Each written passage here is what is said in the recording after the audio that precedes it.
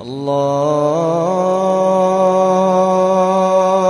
أكبر الله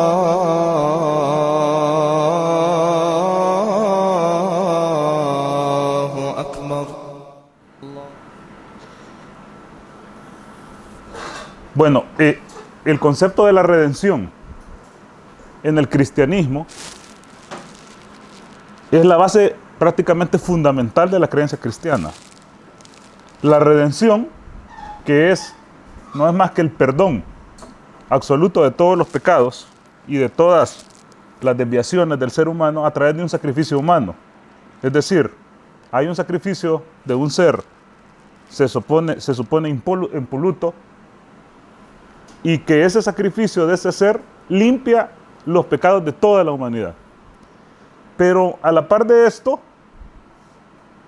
este sacrificio tiene que ser aceptado por el ser humano. O sea, si el ser humano no acepta el sacrificio no vale. No importa que se suponga que este sacrificio ya pagó. No importa si se dice que alguien ya pagó la deuda. Si una persona no la acepta, no vale. Y esta persona se va a ir al infierno. Algo así como que alguien ya pagó el préstamo por mí, pero si yo no acepto que él lo pagó, entonces la deuda sigue vigente. Una cosa así. Ahora, la pregunta es, ¿de dónde sacaron esto? ¿De dónde? Porque hay que entender que el ser humano cree cuando es un creyente, e incluso cuando no es un creyente, lo que le enseña a su familia. O sea, si yo nazco en un hogar cristiano, evangélico, por ejemplo, me tocó eso en mi destino, y mi familia es cristiana, yo voy a ser cristiano. Y desde niño me van a enseñar cosas. Este crucificado es el que te perdona, Dios es así, esta es la manera de adorar, esta es la iglesia, estos son tus hermanos, esto es lo que tienes que hacer, esto es lo que no tienes que hacer. Si yo nazco en un hogar musulmán, evidentemente mi familia me va a enseñar a ser musulmán. Si yo nazco en un lugar judío, mi familia me va a enseñar a ser judío. Si yo nazco en un hogar ateo, mis padres me van a enseñar a ser ateo. Entonces, el ser humano en realidad, y en la mayoría de los casos, cree lo que le enseñan sus padres. Y eso es lo que pasaba con los profetas, que cuando los profetas iban a hablar del camino recto y les decían, hay solamente un Dios y este es el camino, la gente siempre respondía, encontramos haciendo esto a nuestros padres. No nos confundas. No queremos saber porque nosotros encontramos a nuestros padres haciendo esto. De ahí que la costumbre es más fuerte que el amor, dicen por ahí. ¿Ah? La costumbre es más fuerte que la razón. La costumbre es difícil de cambiarse. Yo escuchaba hace poco, esta semana, a un comediante que se ha hecho famoso, un mexicano, algo chabacán, como decía mi abuela, pero famoso. ¿Ah? Entonces él estaba contando un chiste en un lugar donde había mucha gente, un auditorio con mucha gente, pero a mí me hizo reflexionar un poco. Entonces él decía en el chiste que él era católico. Como está con mexicanos, ustedes saben, la mayoría de latinoamericanos son cristianos, pero la mayoría de mexicanos son católicos, cristianos católicos. Entonces él decía, yo soy católico, pero a mí me da miedo, decía él, si yo puedo estar equivocado. Entonces, porque imagínense, dice, yo me muero y entonces llego y está San Pedro en la puerta. ¿Ah? Recuerden que en el catolicismo y en el cristianismo hay esta idea que Pedro, uno de los discípulos de Jesús, de alguna manera tiene las llaves del Hades y del cielo, porque hay un versículo en los evangelios que dice esto. Entonces Pedro, o San Pedro, desde la perspectiva católica, está parado en la puerta viendo si uno entra o no entra. Entonces él va caminando y le dice a Pedro, bueno, y aquí vengo yo, y Pedro le dice, San Pedro le dice, no, vos no puedes entrar aquí. Entonces viene él y le dice, ¿pero por qué? Si yo soy católico, somos de los mismos, le dice. ¿Ah? Y San Pedro le dice, no, te equivocaste de religión. Y entonces viene el comediante y dice, yo le pregunto, mira, ¿y cuál es la chida? O sea, ¿cuál es la religión verdadera? Y Pedro le dice, los testigos de Jehová. Y entonces yo digo, puchica, mano, tantas oportunidades que tuve porque cada rato me llegaban a tocar la puerta. Y entonces el auditorio se empieza a estallar de la risa. ¿Ah? Entonces, fuera de este chiste y de esta situación, una pregunta válida para el ser humano es, ¿estaría equivocado yo? O sea, la religión que sigo, y lo que yo creo es verdad, y si mis padres se equivocaron, y si me tocó nacer en un lugar donde yo estoy equivocado, y esto no solamente es válido para el cristianismo, sino que también para el islam. O sea, alguien que nazca en un hogar musulmán, digo yo, si en realidad es creyente, debería decir, y yo estoy en la religión correcta o no estoy en la religión correcta. Entonces, ¿qué queda en esta disyuntiva? ¿Qué queda? Estudiar, analizar qué es lo correcto y qué es lo no correcto. ¿Dónde están las cosas equivocadas y dónde están las cosas no correctas? ¿Y qué es lo que tengo que hacer? Primero, ir al texto que yo considero sagrado. Este texto que yo considero sagrado tiene que tener una luz. O sea, no dejarme llevar por lo que dicen las personas o por lo que dice mi papá, sino que por lo que dice el texto. Ir a estudiarlo. ¿Ah? Segundo, dar prominencia a lo que yo creo que es superior. Por ejemplo, si yo tengo a un cura que dice algo y tengo a las palabras de Jesús en la Escritura, como cristiano yo debo de darle más importancia a lo que dice Jesús y no a lo que dice el cura. O, por ejemplo, si yo tengo un libro que es atribuido a Pablo de Tarso, como las cartas de Pablo que están en el Nuevo Testamento, y él dice algo contra algo que dijo Jesús, yo tengo que darle preeminencia a lo que dijo Jesús. Siempre así, intentando así. Y después, si puedo ir a la historia, ir a comparar los credos, entender qué significa este concepto, que esto ya es un poquito más complicado.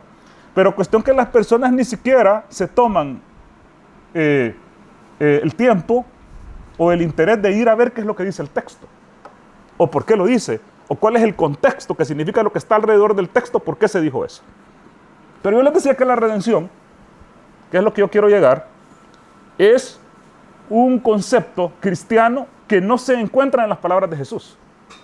Al menos no, como acabo de decirles, a través de un sacrificio humano que tengo que aceptarlo para que valga y que me limpie absolutamente todos los pecados y que no tiene nada que ver con acciones, sino que tiene que ver con esta aceptación de fe. Esto no está en las bocas de Jesús. No está en las palabras de Jesús, ni siquiera en la Biblia, en los mismos evangelios. Ahora, redención. ¿Qué es redención? ¿De dónde viene? Porque uno tiene que primero entender de dónde viene esa palabra, qué significa, cuál es su concepto, cuál es su definición. Redención viene de dos palabras. De re, que significa dos veces, o volver. ¿Ah? Re, y de emere, que significa comprar. Así que redención viene de comprar dos veces, de volver a comprar. Y se utilizaba en la antigüedad con los esclavos. Yo venía y tenía un esclavo en mi casa, y entonces venía y lo vendía. El esclavo estaba encariñado conmigo, y yo le decía al que se lo vendía, mira, si tengo el dinero te lo voy a volver a comprar. Entonces yo venía y reunía el dinero y iba a recomprar a mi esclavo. Y esto se llamaba redención. Posteriormente se empezó a utilizar para los presos. Cuando alguien estaba preso y venía alguien y lo perdonaba y le decía, vaya, te voy a perdonar el tiempo que vas a pasar ahí en la cárcel, se tomaba como redimido. Así que esta palabra de redención, que era como liberar, que era como volverte a comprar, que era como hacerte libre de donde estás esclavizado, empezó a utilizarse en la teología judía primero. El cristianismo no existía en ese momento, y así que se utilizaba en la teología y en los libros judíos. Un judío entendía qué significaba redención.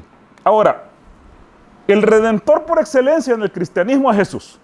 Si uno le pregunta a un cristiano, ¿quién es el redentor? Entonces la gente dice Jesús. Jesús es mi redentor. Entonces en la Biblia, por ejemplo, en Hechos, los Hechos de los Apóstoles, capítulo 7, versículo 35, se habla de otro redentor.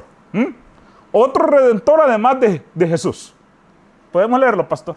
¿Qué dice? A este Moisés, a quien habían rechazado diciendo, ¿quién te ha constituido gobernante y juez? A este lo envió Dios como gobernante y libertador, por mano del ángel que se le apareció en la zarza. Fíjense que la traducción de la Biblia, Reina Valera, ¿cuál estás leyendo ahorita? No, esa es 1977. Esa morada es 1977. Ahora lee la traducción 1960. ¿Qué dice?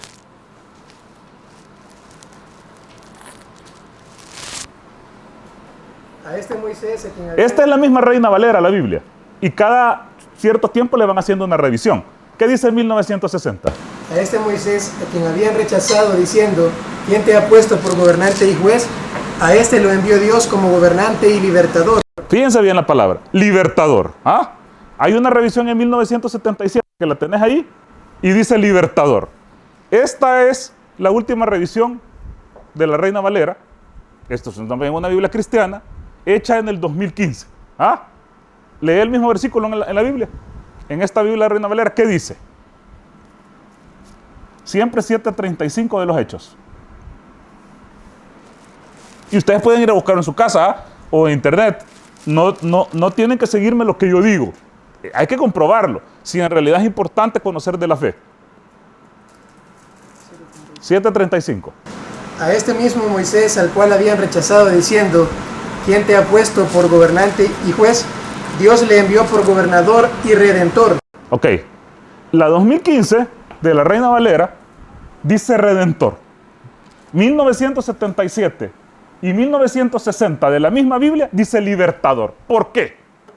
Porque al cristianismo no le gustaba la idea de que Moisés fuera un redentor también. Porque para el cristianismo solamente existe un redentor, que es Jesús. Entonces aquí la pregunta es, los que estudiaron la Biblia, los que son expertos en el estudio de la Biblia, que vinieron y agarraron el griego, que la palabra en griego es lutros, que significa redentor. Entonces, ni modo, en el 2015 tuvieron que traducir a redentor. ¿Pero qué significa esto? Si Moisés es un redentor y Jesús es un redentor, ¿cuál es la diferencia entre los dos? ¿Cuál es la diferencia entre los dos? Porque para el judío, el Mesías iba a ser redentor, así como Moisés fue redentor. Ok, ¿qué hizo Moisés? Moisés se presenta en Egipto, ¿de acuerdo? Moisés se presenta en Egipto y ¿qué hace? Libera a Israel o a los hijos de Israel del yugo del faraón. Entonces agarra a los hijos de Israel y los saca y los libera de un gobernante opresor. Entonces la gente decía que Moisés era el redentor de Israel, porque los había liberado del yugo de Egipto. Ok, entonces, los israelitas, o los hijos de Israel, en el siglo I, los judíos de Judea, esperaban a un redentor, igual que Moisés. ¿De acuerdo? Esperaban un redentor. El Mesías iba a ser redentor. Entonces, ¿qué es lo que los judíos esperaban que hiciera Jesús? No Jesús, el Mesías que viniera. No sabían cómo se llamaba en ese momento. Esperaban que los liberara del yugo de Roma. Igual como Moisés los liberó del yugo del faraón. Esperaban que el Mesías llegara y penqueara a los romanos. Y así como Moisés era insignificante para el poder del faraón y para el ejército del faraón, y aún así lo venció, el Mesías en el siglo I de nuestra era, o en el tiempo del yugo romano, iba a vencer a los romanos. Pero ¿qué pasa? Desde la historia cristiana, agarran al Redentor, al Mesías, al que los iba a liberar, al que les iba a quitar el yugo de los romanos, y le pegan una buena penqueada, lo torturan, juegan con sus ropas, lo escupen, se burlan de él, le meten una cruz y lo crucifican de la manera más ignominiosa que se podía matar a una persona. Entonces, para los judíos que podían creer que él era el Redentor, inmediatamente dijeron: este no es el Redentor. No es. ¿Cómo van a creer que nuestros enemigos lo mataron? ¿A dónde nos liberó? Es como que si a Moisés hubiera llegado donde Faraón, aquí, miren, aquí viene el Faraón y lo agarra y ¡pum!, crucificado y muerto y burlado. Toda la gente el siguiente día iba a decir: este no es. Este no es. Entonces, después de que pasa esto, algunos seguidores de Jesús empiezan a decir: lo vimos vivo. En realidad lo vimos vivo. En realidad no lo mataron. Y empiezan a elucubrarse un montón de cosas que lo podemos ver en los primeros evangelios. Por ejemplo, el evangelio de Marcos, que es el evangelio de los canónicos, que es el más antiguo, termina abruptamente con una tumba vacía. O sea que el Evangelio de Marcos no habla de las apariciones de Jesús. Al menos no el Marcos original. ¿De acuerdo? Ahí podemos leer en el 19 de Marcos, que es el último capítulo, lo buscas en el versículo, creo que 26, y abajo dice, a partir de aquí, lo dice la misma Biblia en la Reina Valera 2015, dice, a partir de aquí, estos versos son añadidos por un escriba posterior. La misma Biblia dice eso. Los mismos escolares cristianos saben que el final de Marcos es un añadido. Ok, pero Marcos termina con una tumba vacía. Mateo, que es el siguiente evangelio, y que toma a Marcos como fuente, dice que habían rumores que el cuerpo de Jesús se lo habían robado de la tumba. ¿De acuerdo? Dice Mateo esto. O sea que en el tiempo de Mateo había gente que decía, hay una tumba vacía, pero los discípulos se robaron el cuerpo de Jesús. Y Juan, que es el evangelio más tardío, definitivamente dice que Jesús lo vieron resucitado.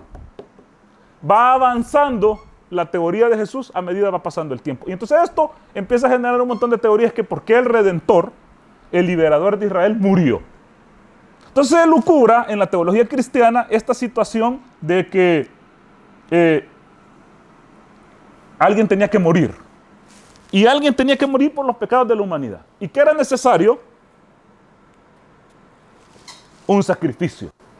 Si no existía este sacrificio, no podía la humanidad ser perdonada.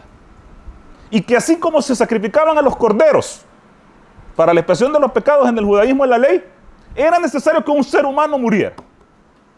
Pero el problema es que Jesús no dijo esto.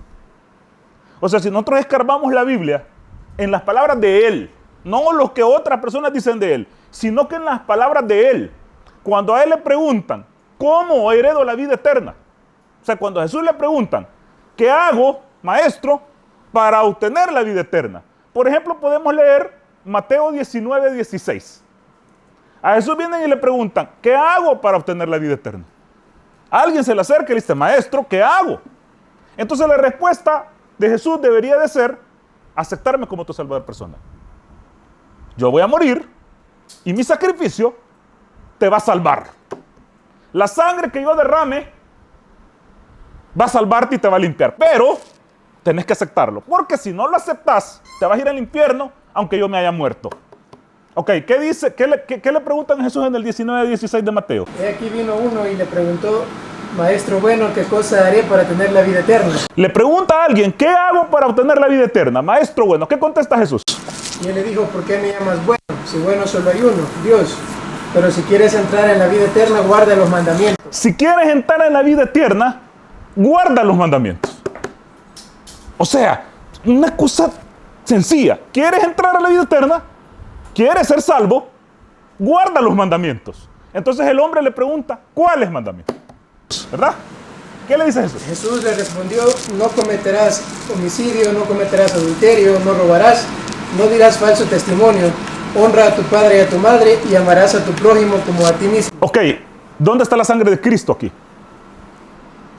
Y la redención y la aceptación como salvador personal y que así nos lavó los pecados. No, Jesús le está diciendo, sigue los mandamientos. Sigue los mandamientos, porque si no sigues los mandamientos, no vas a poder ser salvo. Si no sigues los mandamientos, no vas a poder ser salvo. Ahora, ¿de dónde viene esto que Jesús tiene que ser aceptado? Porque el punto es, fíjense, les decía al principio, no solamente es que tengo que aceptarlo como salvador personal, ¿entiendes? Sino que en mi corazón tengo que decir, Él es mi salvador. Si no lo digo, no vale. Esto. ¿De dónde viene esto? Ok, en la situación de Moisés, Moisés se presenta ante Egipto, ante los israelíes en Egipto, ante los israelitas en Egipto como el Redentor. Y va con su hermano Aarón y le dice, yo soy el Redentor de Israel. Entonces los israelitas tenían que aceptar esto. O sea, los israelitas tenían que aceptarlo a él, que él era un profeta de Dios, que él era un enviado de Dios, que era representante de Dios en la tierra y que los iba a sacar de Egipto. Ellos tenían que aceptarlo. De hecho, en Éxodo, capítulo 4, versículo 31, dice, y el pueblo oyó a Moisés y a Aarón y creyó. Y oyendo que Dios había visitado a los hijos de Israel y que había visto su aflicción, se inclinaron y adoraron a Dios. ¿Qué significa esto? Que cuando Moisés va a los hijos de Israel y les dice, miren, yo soy el redentor de Israel. ¿Ah? Yo soy el vocero de Dios. Yo voy a ir con el faraón y los voy a liberar. Ustedes me van a hacer caso a mí. Los hijos de Israel aceptaron. Dijeron, sí. ¿Cuál es la diferencia? Cuando Jesús va a donde los hijos de Israel y les dice, yo soy el redentor de Israel. Yo los voy a liberar de Roma. Yo voy a ser el vocero de Dios. Nada de lo que yo digo lo digo por mi propia cuenta. Mis palabras no son mis palabras. Mi doctrina es de aquel que me envió. Y va donde ellos, la mayoría no lo aceptaron. La mayoría dijeron, este es un loco. Este es un poseso. Bueno, le decían que era Belcebú, según él mismo, el diablo. Decían, vos sos el diablo. ¿Ah? No lo aceptaron. Entonces, como no lo aceptaron, y como no dijeron que él era el redentor y el Mesías, Dios lo elevó. Y dilató esto. Entonces, por eso es que Jesús viene y les dice, oh Jerusalén, Jerusalén, que matas a los profetas. ¿Cuántas veces quise juntarlos como la gallina junta sus polluelos debajo de sus alas? Pero no quisiste. Pues bien, os digo que vuestra casa va a quedar desierta. ¿Ah? Y el reino de Dios se entregará a otro pueblo. O que Jesús es elevado y rescatado. Desde la perspectiva islámica,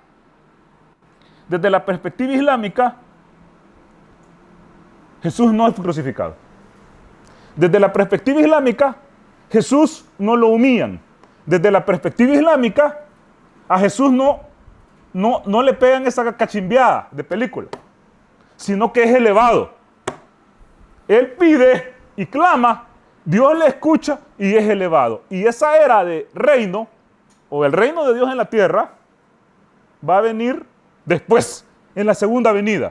Esa segunda venida también la esperamos los musulmanes. Ok, para los musulmanes el Mesías tampoco puede ser matado. Para los musulmanes tampoco el Mesías puede ser humillado, porque si es humillado, deja de ser el Mesías. Entonces Dios lo eleva y va a venir la segunda vez. La parucía, que se llama en el cristianismo, que es la segunda venida. Ahora, entonces, ¿cómo obtengo la salvación? Porque el Mesías no tiene nada que ver con eso. El Mesías lo que tiene que ver es darle un último chance a los hijos de Israel, que eran los descendientes de Abraham, para que siguieran el camino recto, y si no lo siguen, entonces es elevado, va a venir la segunda vez a reinar en la tierra. El reino de Dios en la tierra. No en el cielo, en la tierra. De hecho, en el Padre Nuestro, Jesús decía, venga a nosotros tu reino. Venga aquí, a la tierra, a nosotros tu reino. O sea, no estaba el reino todavía y Jesús lo estaba pidiendo, que venga a nosotros tu reino. Entonces, ¿qué tiene que ver Jesús con la salvación? Nada. Como persona, nada. ¿Qué tiene que ver Jesús con la salvación? Con sus enseñanzas. Si uno sigue las enseñanzas de Jesús, que son en esencia las mismas enseñanzas de todos los profetas, uno tiene que ser salvo. Ahora, para que se inaugure este reino mesiánico, ¿qué es lo que intentaba Jesús? Jesús intentaba que la gente se arrepintiera de sus maldades y que creyera que Él era el Mesías. ¿A dónde encontramos eso? En los mismos evangelios. Por ejemplo,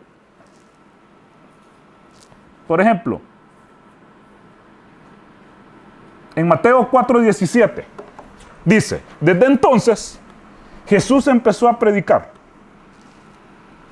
arrepiéntanse porque el reino de Dios está cerca. Okay. ¿Qué es lo que provocaba el reino de Dios? El arrepentimiento. La gente tenía que arrepentirse, tenía que salirse de lo mal que estaba actuando, seguir el camino recto, y en ese momento, si lo aceptaban a él como profeta, iba a inaugurarse el reino de Dios en Jerusalén.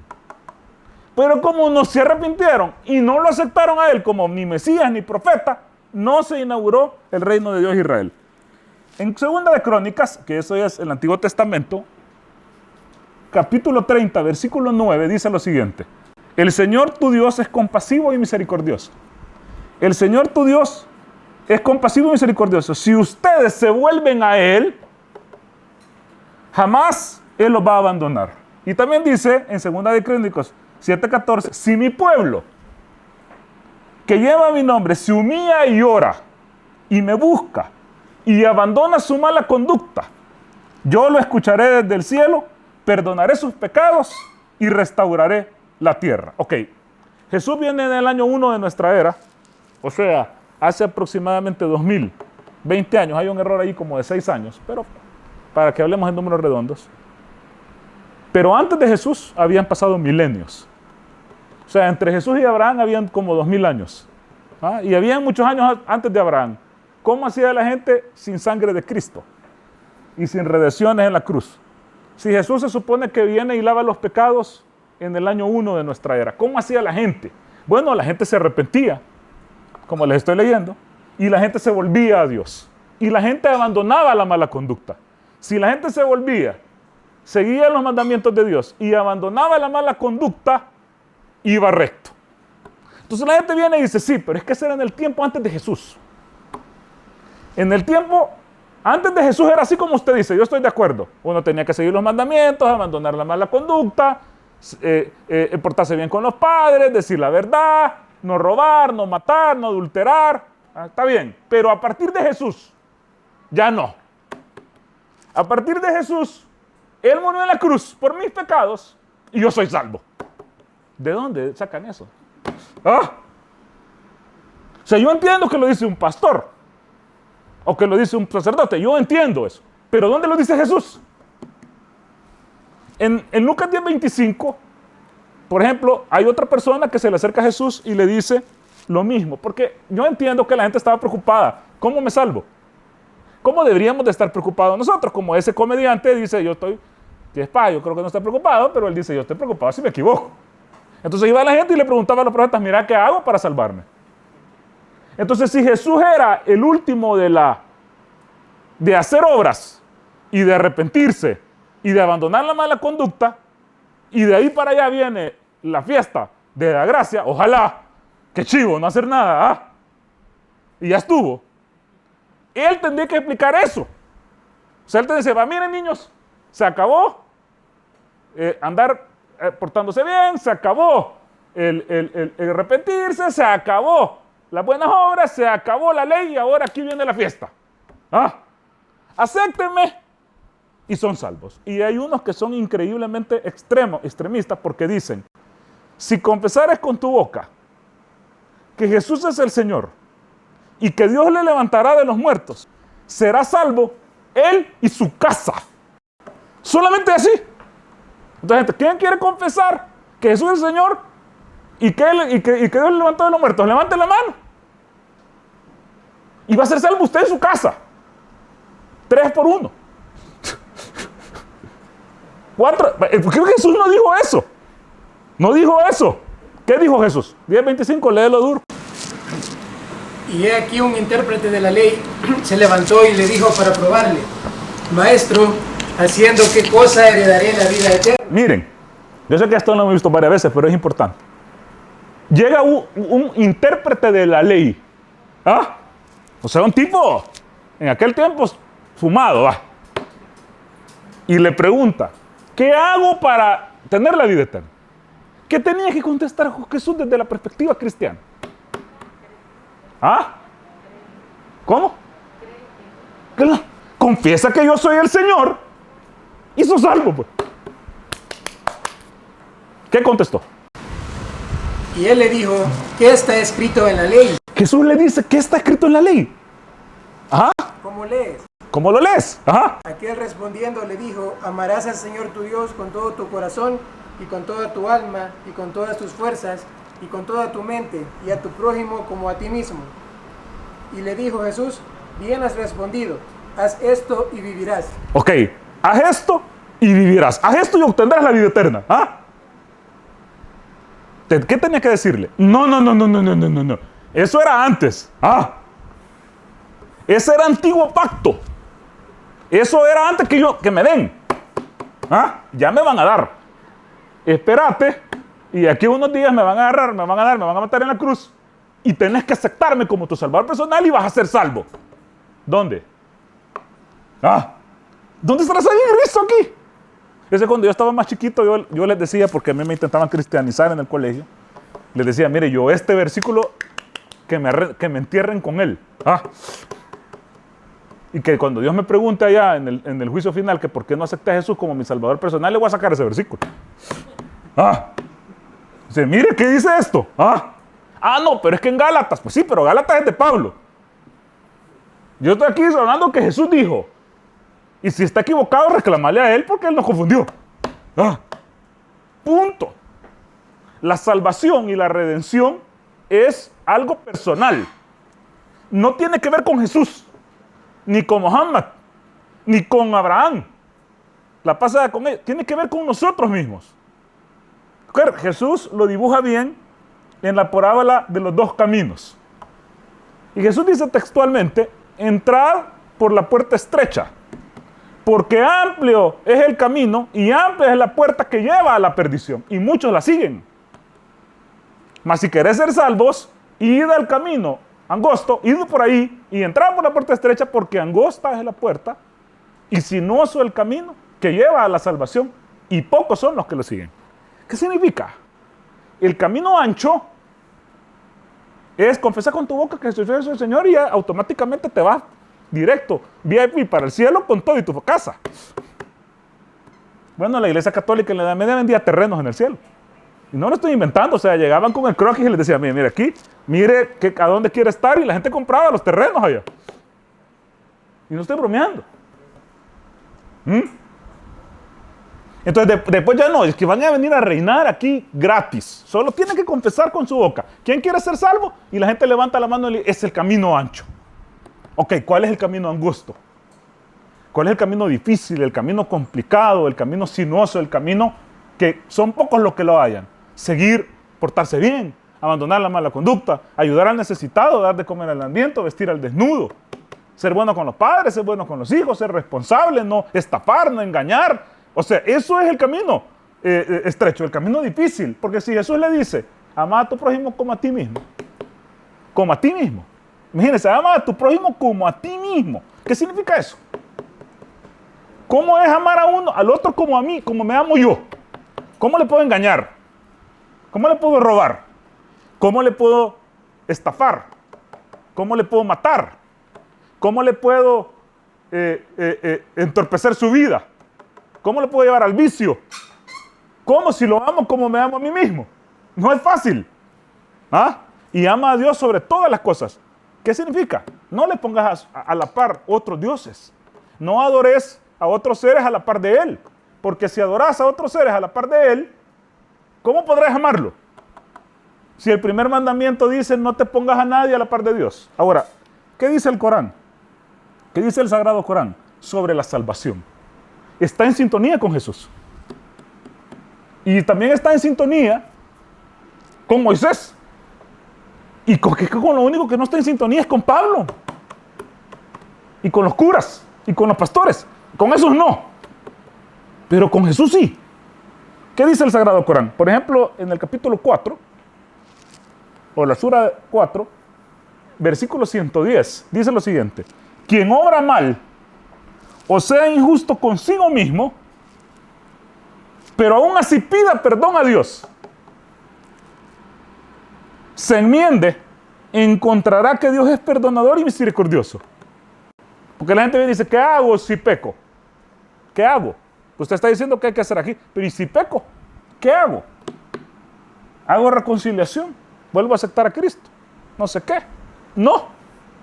Vaya con Dios, arrepiéntase, enmiéndese, y si usted en realidad está arrepentido, que el arrepentimiento lleva un montón de pasos, no solo porque tengo ganas y estoy arrepentido, requiere un montón de cosas, entre ellos la fiel intención de no volver a cometer el pecado, la contrición, la tristeza, y si es posible resarcir el daño que he hecho. No es que yo le estafé $10,000 a fulano, perdóname, pero no se lo voy a devolver.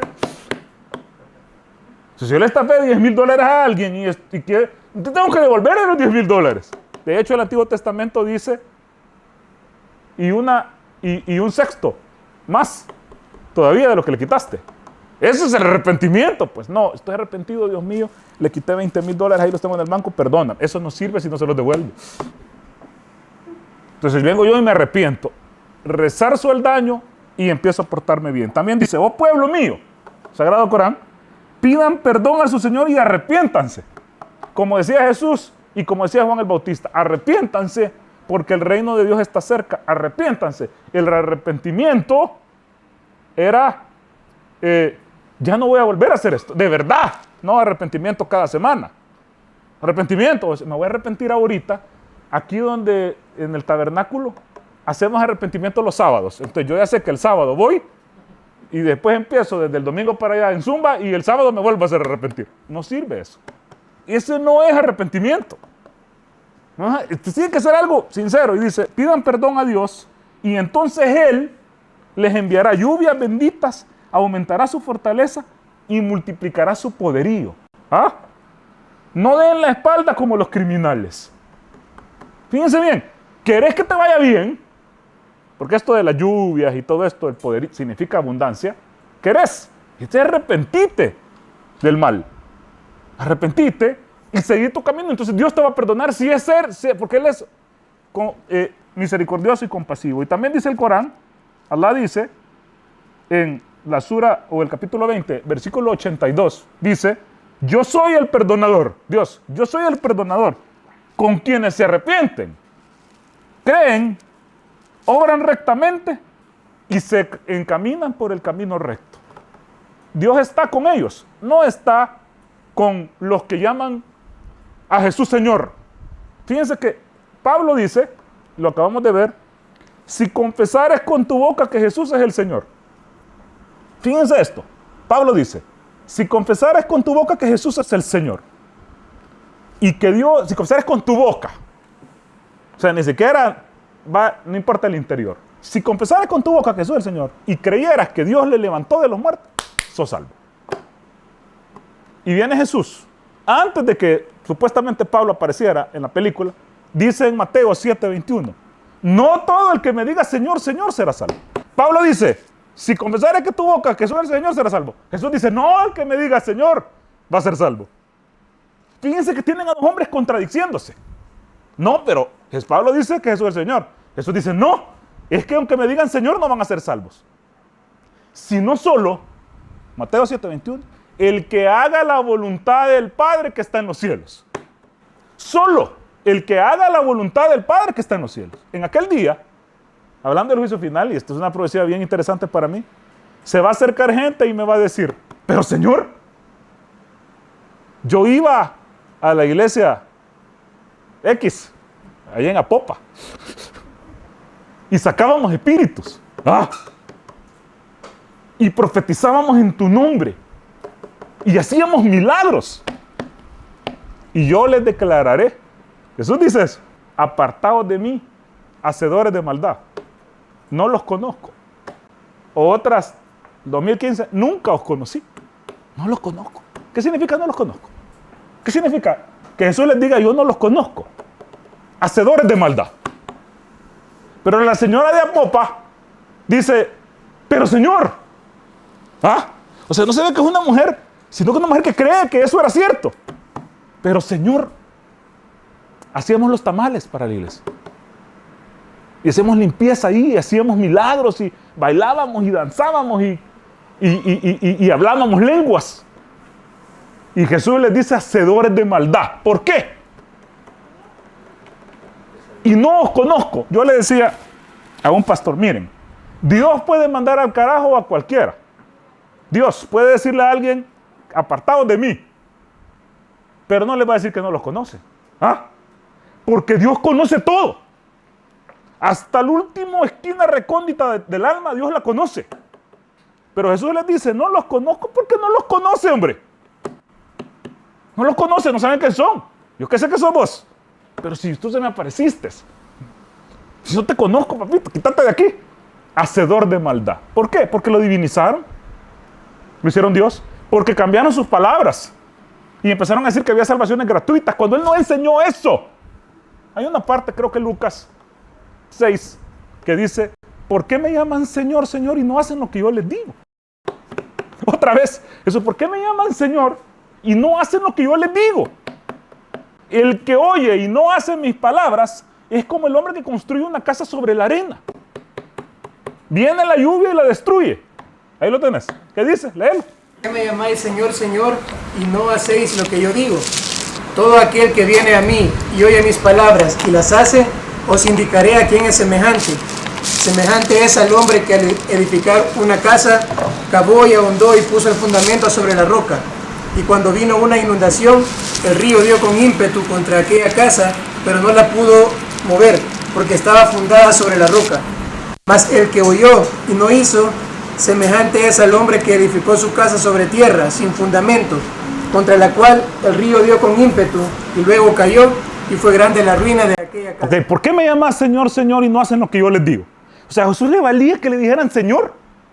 Así como dice Pablo, no, pero si confesares con tu boca eso, no, a mí no me importa que me digan Señor.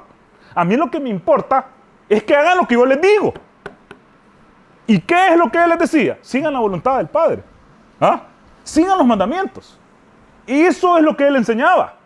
El que oye mis palabras, el que las está oyendo y no las sigue, es como el que construye su casa como en la arena. Pero el que oye mis palabras y las sigue, es que como el que construye la casa sobre la roca.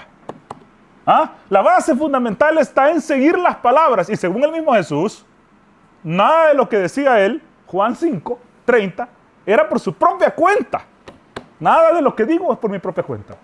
Yo he recibido mandamiento de lo que he de decir y de lo que hacer. Punto. Las palabras de Jesús estaban solamente repitiendo las palabras de Dios. Ahora, con esto termino porque ya es tarde. El otro concepto interesante sobre la redención es que la redención se da porque la ley, que son los mandamientos de Dios al ser humano, son tan difíciles que el ser humano no los puede cumplir. Dice, no, es que los mandamientos no se pueden cumplir. Y como no se pueden cumplir, Dios los quitó, dijo, no, me equivoqué, esto es por gusto. Entonces mandó algo gratis. Free. Fácil. Pero si nosotros leemos la misma Biblia, en cuanto a sus mandamientos, Dios está hablando, dice lo siguiente. Deuteronomio capítulo 30, versículo 10. Dice, cuando obedecieras la voz de tu Dios, para guardar sus mandamientos y sus estatutos, de este libro, de la ley, cuando te convirtieras a Yahvé tu Dios con todo tu corazón y con toda tu alma, porque este mandamiento que yo te ordeno ahora no es demasiado difícil para ti. ¿Ah? No es demasiado difícil para ti, ni está lejos. No está en el cielo para que digas, ¿quién subirá por él al cielo? Y nos lo traerá y nos lo hará oír para que lo cumplan. Ni tampoco está al otro lado del mar, para que digas, ¿quién pasará por nosotros al mar para que nos trague y nos lo va a oír a fin que lo cumplamos? Porque muy cerca de ti está esta palabra, en tu boca y en tu corazón, para que las cumplas. Mira, yo te he puesto delante de ti hoy en la vida el bien, la muerte y el mal. Porque yo te mando hoy que me ames, a mí, tu Dios, que andes en mis caminos y que guardes mis mandamientos, mis estatutos y mis decretos, para que vivas y seas multiplicado y yo te bendiga en la tierra en la cual estarás. Ok, punto. No son gravosos. Es que es bien difícil no mentir. ¿Quién dice? Es que a mí no me cuesta no robar, fíjese. Yo robar, ¿cómo uno va a dejar de robar? Estafar. Ser bueno con sus padres. Va a decir, los mandamientos son fáciles, hombre. Es decir, son difíciles, es darnos una prerrogativa para seguirla regando. ¿Ah? Y no solamente eso, que al cumplir estos mandamientos, vienen beneficios en la tierra. O sea, si nosotros cumplimos estos mandamientos, no solo los beneficios son espirituales. ¿Cómo no va a vivir uno mejor en la sociedad si no engaña? Si no estafa, si es fiel, si no anda en la fornicación ni en el adulterio, si es bueno con sus padres, si es bueno con sus hijos, si deja el licor, ¿ah? Si lo que dice es verdad, si no anda criticando por criticar, ¿ah? Si es paciente. Todos estos consejos son buenos para nosotros. Si nosotros los hacemos y seguimos estos mandamientos, que no son gravosos, el único beneficiado somos nosotros mismos. No solamente por la situación espiritual, de que vamos a tener una posición y que no sé qué. La situación de vida aquí es mucho mejor. que el que cree que es salvo y anda portándose mal. Esa persona vive mal. Yo conozco muchos. Viven recontra mal. Con su esposa o con su esposo, en la casa, con los hijos, con el trabajo. Una vida miserable. Pero están salvos. ¿Ah? Están salvos. Digo Jesús, un árbol bueno no puede dar frutos malos. Un árbol malo no puede dar frutos buenos. Por sus frutos los conoceréis. Muchas gracias, hermanos.